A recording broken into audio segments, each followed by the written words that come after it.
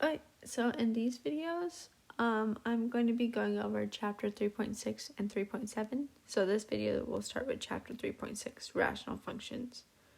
So we've seen some examples of some rational functions before. So the formal definition is that it's a quotient of polynomial functions of the form f of x, where we have p of x over q of x, and our p of x and q of x are polynomial functions. So the domain is going to be the set of all real numbers, basically except the values that make the denominator 0. So in this example, we're going to find our domain. So our g of x is x over x squared minus 9. So for a, we're going to say the denominator is 0 if x is plus or minus 3. As we have x minus 3 and x plus 3 in our denominator because of the difference of two squares when we factor it. So our domain is, in set interval notation, is negative infinity to negative 3 union with negative 3 to 3 union with 3 to infinity. And for b, we have f of x equals x plus 3 over x squared plus 9. And this doesn't equal 0.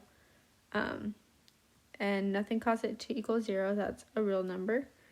And so we have our domain as negative infinity to infinity because we can't factor the bottom unless we're doing complex numbers. So that's why we always have a 9 here plus some value. That's always going to be positive, so it's never going to be 0. So our most basic rational function is the reciprocal function, and that's f of x equals 1 over x. So its domain is going to be the set of real numbers except for 0 because we would get 1 over 0. So we're going to go ahead and look at the behavior of f near the value 0 in order to figure out how to graph this. So I have x values here as they approach 0 from the left here. And so I'm approaching this here. I'm getting closer and closer and closer to 0.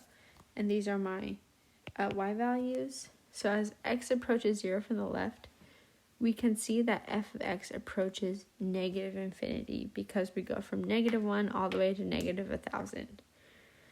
So as x approaches 0, and then this minus sign means from the left, f of x approaches negative infinity, or our y values go to negative infinity. So that means that our graph falls. So here's a picture of that. And as x approaches 0 from the right, we have x values here that are getting closer and closer and closer to 0. And so we have our y values here for that. So we can see as we approach 0 from the right, our y values increase. So that means that as x approaches 0 from the right, f of x approaches positive infinity. So we denote this as x approaches 0, and then the plus is from the right, f of x approaches infinity, which means that the graph rises. So now we're going to look at what happens as x gets farther away from the origin, because here we have as x approaches 0 from the right and from the left. So we have these parts, but we're not sure what happens when x gets farther away from the origin or as f of x increases and decreases with that bound. So we're going to basically see what happens when x increases without bound and x decreases without bound. So for x increasing, or x values increasing, and we can see that these get smaller and smaller, our y values. And then when x decreases without bound, so we're just going closer and closer to negative infinity, we see that our values become greater. We go from negative 1, which is less than negative 0.001. So as x increases and decreases without bound, the function values of f of x get closer to 0. So as x goes to infinity, f of x goes to 0. And as x goes to negative infinity, f of x goes to 0. So that's like this representation in that graph.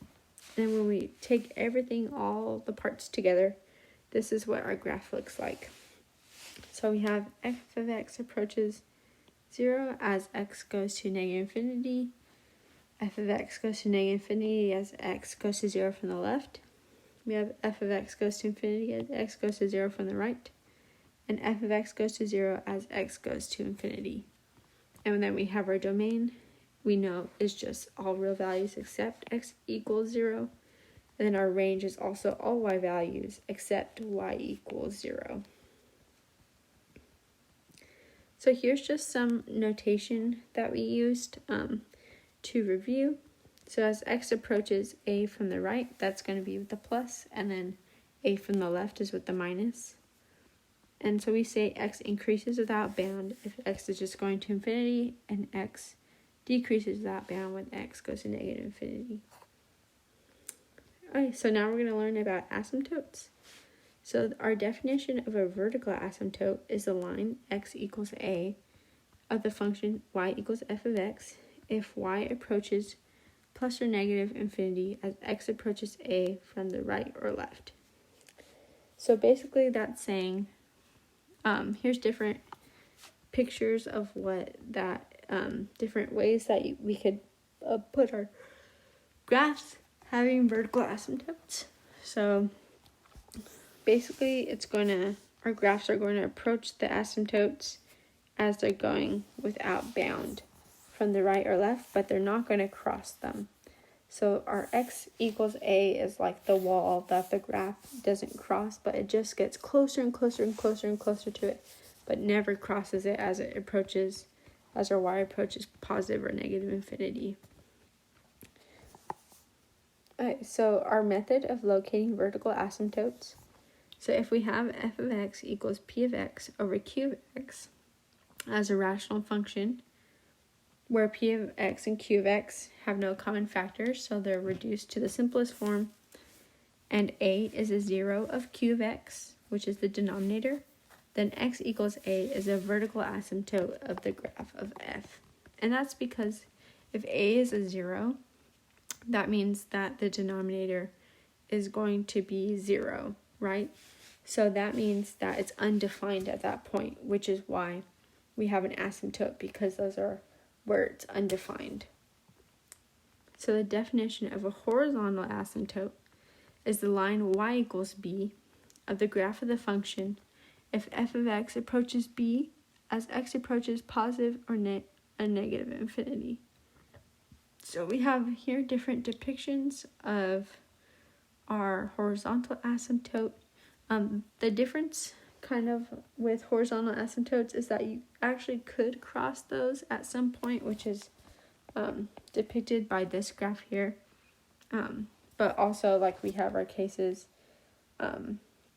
here where we're seeing that it's just it's approaching it, but it's never really getting to it as x approaches positive or negative infinity. So this is different than our vertical asymptote, because our vertical asymptote, which was as y approaches positive or negative infinity, here it says as x approaches positive or negative infinity. Alright, so locating our horizontal asymptotes. So we have f as the rational function given by, and we have an, xn, and all that, and bm and xm and all the rest of that. So the degree of our numerator is n, and the degree of our denominator is m. So we have if n is less than m, then the x-axis, or y equals 0 is the horizontal asymptote of f. If n equals m, the line y equals an over bn is the horizontal asymptote of f. So that's basically taking the leading coefficients of our highest degree terms. And then if n is greater than m, the graph of f has no horizontal asymptote. So here for our example, we're going to find the vertical and horizontal asymptotes of 3x squared minus 2x minus 1 over 2x squared plus 3x minus 2. So finding our vertical asymptote, we go ahead and factor the denominator. So I got 2x minus 1 and x plus 2. So our denominator is 0 when x equals 1/2 and x equals -2. So our vertical asymptotes are the lines x equals 1/2 and x equals -2. Our horizontal asymptote, since the degrees of the numerator and denominator are the same, we just go ahead and take the leading coefficients. So we have 3/2. So our horizontal asymptote is the line y equals 3/2. So those are our asymptotes. Okay, now we're going to use transformations to graph rational functions. So we're going to graph and state the domain and range of 2/x minus 3. So we know that our standard rational function is 1/x. So we're going to express r in terms of f. So if we factor out the 2, we have 2 times 1/x minus 3. And then we know that f of x minus 3 would be our 1/x minus 3 if we're plugging this in here for our x of our f of x. And then so we have 2 times f of x minus 3. So that means we're going to shift 3 units to the right and stretch vertically by a factor of 2. So we can see that r of x has a vertical asymptote at x equals 3 and a horizontal asymptote at y equals 0, because horizontal asymptote, if our m is greater than n, so here we have x to the first and here we have x 0 because there's no x, then we have that m is greater than n. So that's why y equals 0 is our horizontal asymptote. And so our domain, we graph the asymptotes here, and we just, we know that 1/x is our graph from up here. So we're matching that graph but transforming it, so we just draw it like that. So it shifted 3 units right and stretched vertically. So our domain is x, where x cannot equal 3. Then our range is y, where y cannot equal 0. Okay, now we're going to state the domain and range and graph 3x plus 5 over x plus 2. So here we can't really see how it's going to be 1/x. So we're going to use long division to divide these. And I'm going to get x plus 2 divided by 3 divided into 3x plus 5. And I get 3 minus 1/x plus 2. So I just switch them and I get minus 1/x plus 2 plus 3. And then I'm comparing this to f of x equals 1/x. So I can see that I have negative on the outside of this, negative f of x plus 2 plus 3. So that means I'm going to shift 2 units left, reflect in the x-axis, and shift up 3 units. So I can see my vertical asymptote is x equals -2, and then my horizontal asymptote is y equals 3. So our asymptotes actually help us graph them, and we're not having to do points and stuff and transform them. We just use our asymptotes. We can see our domain is x such that x does not equal -2, and our range is y such that y does not equal 3, because that's our horizontal asymptote. Okay, so here's some steps on sketching the graphs of rational functions. So our first step is to factor the numerator and denominator. The second step is to find our intercepts, our x and y intercepts. So the x-intercepts are found by determining the zeros of the numerator, and the y-intercepts are from the value of the function at x equals 0. So that I'll show you in the example how to do that. And then our third step is finding the vertical asymptotes. And then we actually do test values on each side of the vertical asymptote and also between the vertical asymptote and the x-intercept to graph the rest of the function. And then we use our horizontal asymptote, and then we plot additional points if we need. So we usually plot points between and beyond each x-intercept and vertical asymptote. Okay, so we're going to go ahead and graph 2x minus 1 over x minus 1. So it's already factored, so we don't have to do that. But we're going to go ahead and find the x and y intercepts. So our y-intercept is when we plug in x equals 0. So I plug that in, and I get 1. So our y-intercept is 0, 1. Our x-intercept, we're solving p of x equals 0, where p of x is the numerator of fx. So we don't have to worry about the denominator.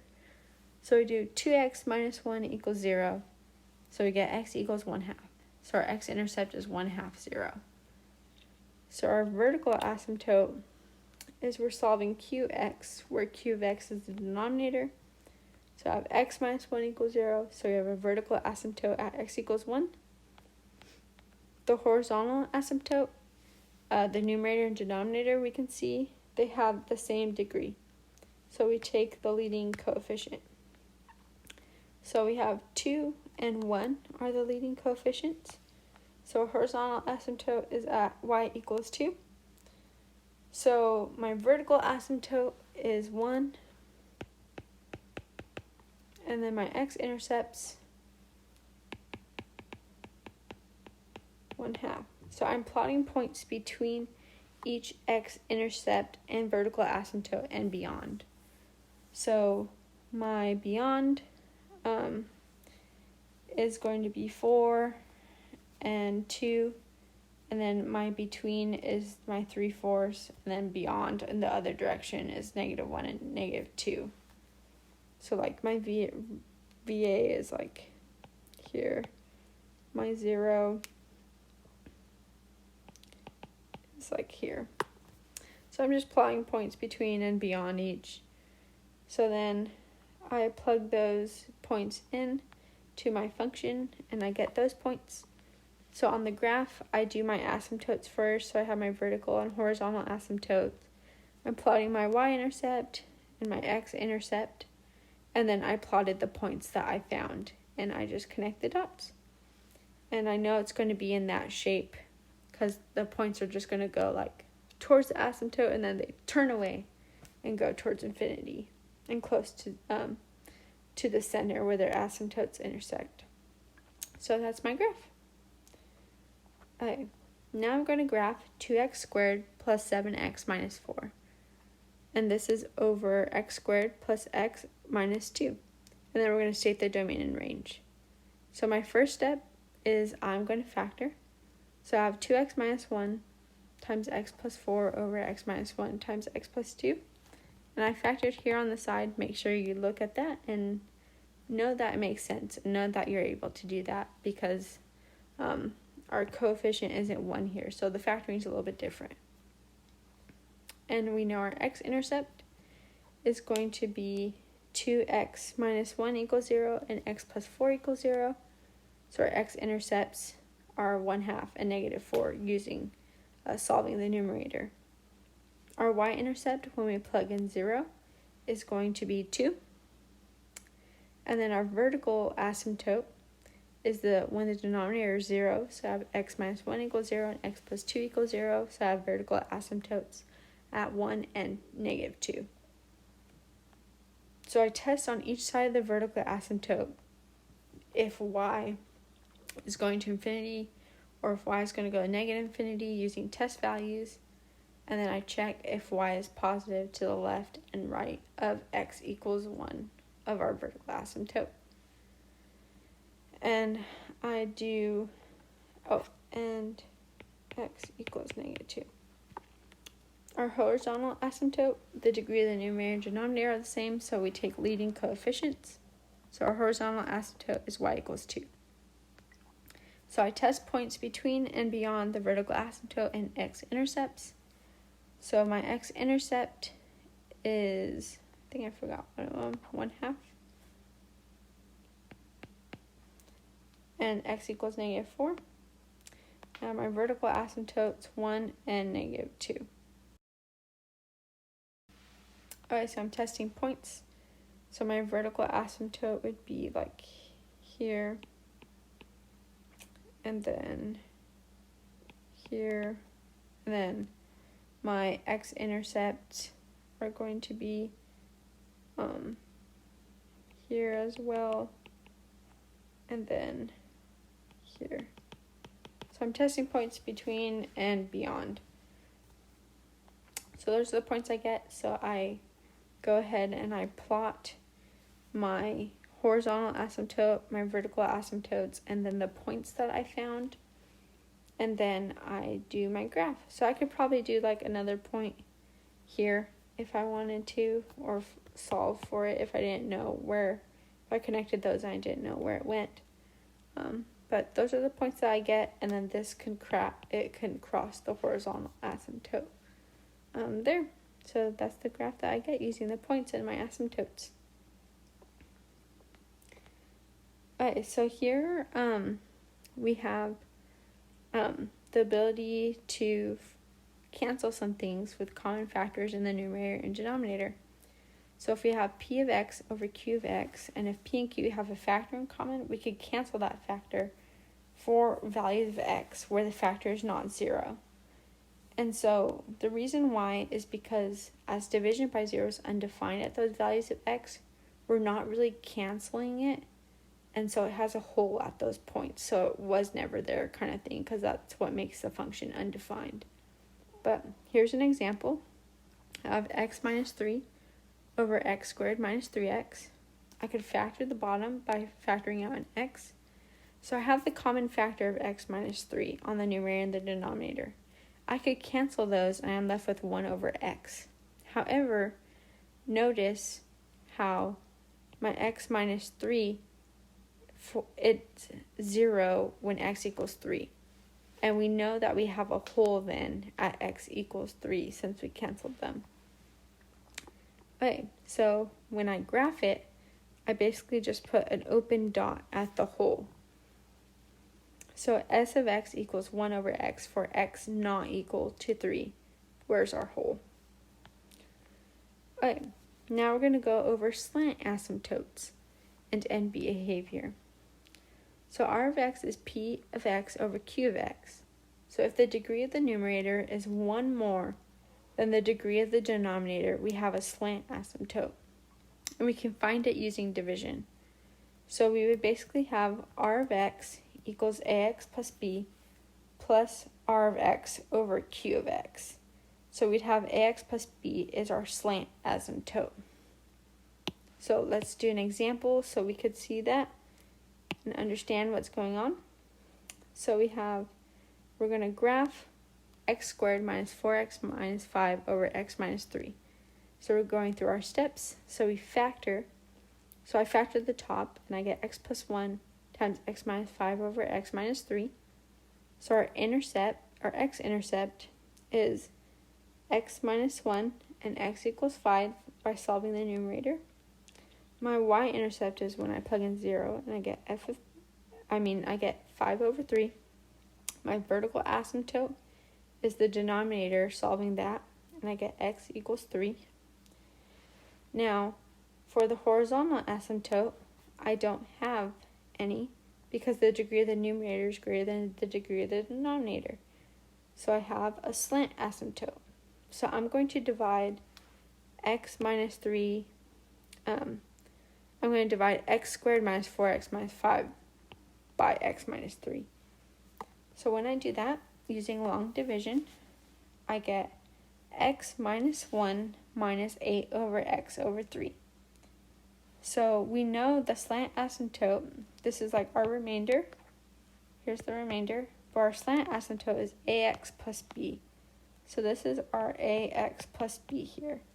So y equals x minus 1 is my slant asymptote. So now I'm going to graph points in between my vertical asymptote and x-intercept. So my x-intercepts were -1. Oops. So I had an x-intercept like between those two, 5 between those. My vertical asymptote was 3, So my vertical asymptote's like here, here, here. So I graph points in between those and beyond those.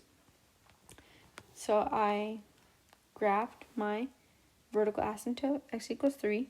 My slant asymptote was x minus 1. So I know that my y-intercept was negative 1. It's just the line there. And then I graphed the points that I did for my table.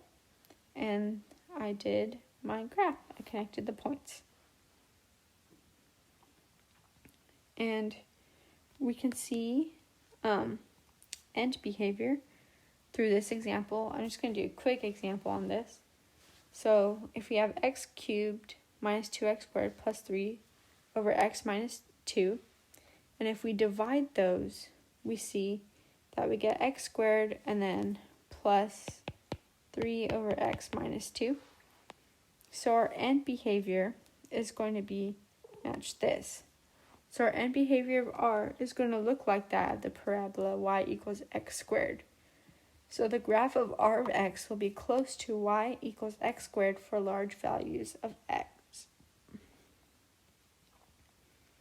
Alright, let's go ahead and do an example of applying our rational functions. So we have two resistors with resistance R1 and R2. They're going to be connected in parallel, and their combined resistance, R, is given by this function.